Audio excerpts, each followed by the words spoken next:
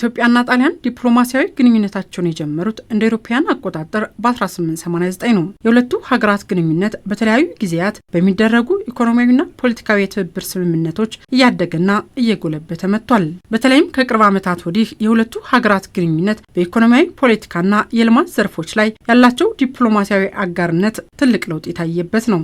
በዚህም ኢትዮጵያ ከጣሊያን ጋር ያላትን ጠንካራ የሁለትዮሽ ትብብር ከማሳደግ ጎን ለጎን የአፍሪካ ጣሊያን የትብብር መድረክ እንዲካሄድ አይተኬ ሚና ተጫውታለች። ኢትዮጵያ እንግዲህ የዚህ የካቲት 6 የሚካሄደው የአፍሪካ ጣሊያን መሪዎች ጉባኤ አስተናጋጅ ሀገር ናት። ጉባኤው የሚካሄደው በጣሊያንና በአፍሪካ መካከል ነው። በርካታ የአፍሪካ መሪዎች በዚሁ ጉባኤ ላይ ይገኛሉ። እንደ ሁለትዮሽ ግንኙነት ካየነው በሁለትዮሽ ግንኙነታችን ኢትዮጵያ ከጣሊያን ጋር ጠንካራ ግንኙነት ያላት ሀገር ናት። ይሄ ግንኙነት በተለያየ መልኩ ይገለጻል። ከፖለቲካና ዲፕሎማሲ ግንኙነት ባሻገር ይሄ ግንኙነታችን በልማት፣ በኢንቨስትመንት፣ በንግድ ልውውጥ ይበልጥ ዳብሮና ሰፍቶ ማየት እንፈልጋለን። ይህንንም በሁለትዮሽ ግንኙነታችን አብረን እየሰራን ነው። መለስ ብለን የአፍሪካና የጣሊያን ግንኙነትን ስንመለከት ደግሞ ጅማሮውን ያደረገው በ19ኛው ክፍለ ዘመን ማብቂያ ላይ እንደሆነ መረጃዎች ያመላክታሉ። ጣሊያን ለአውሮፓውያን አቆጣጠር በ1947 የተፈራረመችው የሰላም ስምምነቶች ቅኝ ግዛትና የአንድ አካል የፖለቲካ የበላይነት እንዲያከትም አድርጓል። በድህረ ቅኝ ግዛት ዘመን ጣሊያን ከአፍሪካ ጋር ያላትን ግንኙነት ከቅኝ አገዛዝ የሁለትዮሽ ትስስር ወደ ኢኮኖሚ ትብብር ተሸጋግሯል።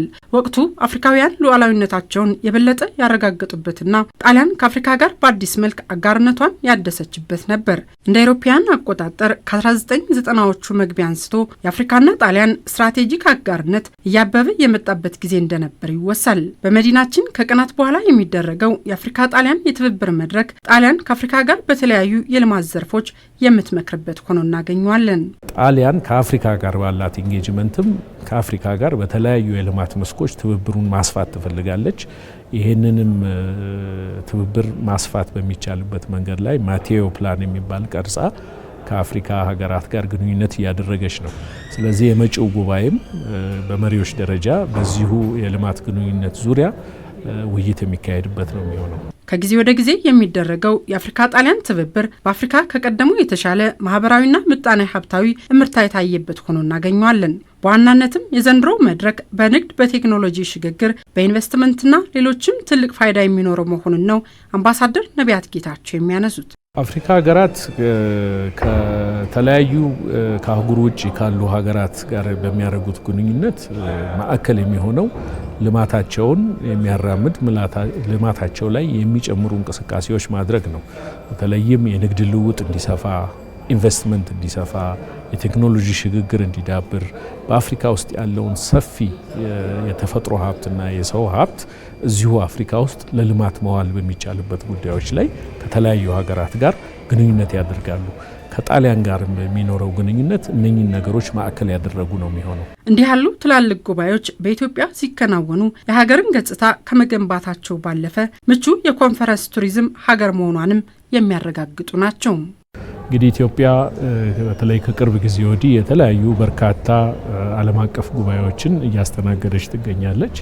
ይሄም በዓለም ካሉ ታላላቅ ኮንፈረንሶች ከሚካሄድባቸው መዲናዎች ተርታ የሚያሰልፋት ነው። በተለይ ከቅርብ ጊዜ ወዲህ ደግሞ ታላላቅ ጉባኤዎችን በማሳካት በማስተናገድ ረገድ ብቃቷን በተከታታይ እያሳየች ነው። በዚህ ዓመት ብቻ እንግዲህ ባለፈው ከመስከረም ወር ጀምሮ የአፍሪካ ካሪኮም ስብሰባ አስተናግደናል። የአፍሪካ ክላይሜት ሰሚት ሁለተኛውን የአፍሪካ ክላይሜት ሰሚት አስተናግደናል። ኢትዮጵያ ለኮፕ 32 እንድታስተናግድ የታጨችበት ወቅት ነው። አሁንም በፊታችን ያሉ የተለያዩ ጉባኤዎችን ገና እናስተናግዳለን። ይሄ ሁሉ የሚያሳየው ኢትዮጵያ ብቻ ሳትሆን መዲናችንም እነኚህን ታላላቅ ኮንፈረንሶች የማስተናገድ አቅሟ ከጊዜ ወደ ጊዜ እየዳበረና ምቹ ዴስቲኔሽን መሆኑን ነው የሚያሳየው። ይሄ የሀገሪቱን ገጽታ ከመገንባት ባሻገር በኮንፈረንስ ቱሪዝም ሀገሪቱንም በተጨባጭ ተጠቃሚ የሚያደርግ አካሄድ ነው። የአፍሪካ ጣሊያን የትብብር መድረክ ሌሎች ሀያላን የምንላቸው ሀገራት ከአፍሪካ ጋር ያላቸውን ግንኙነት እንዲያሰፉም በር የሚከፍት ነው።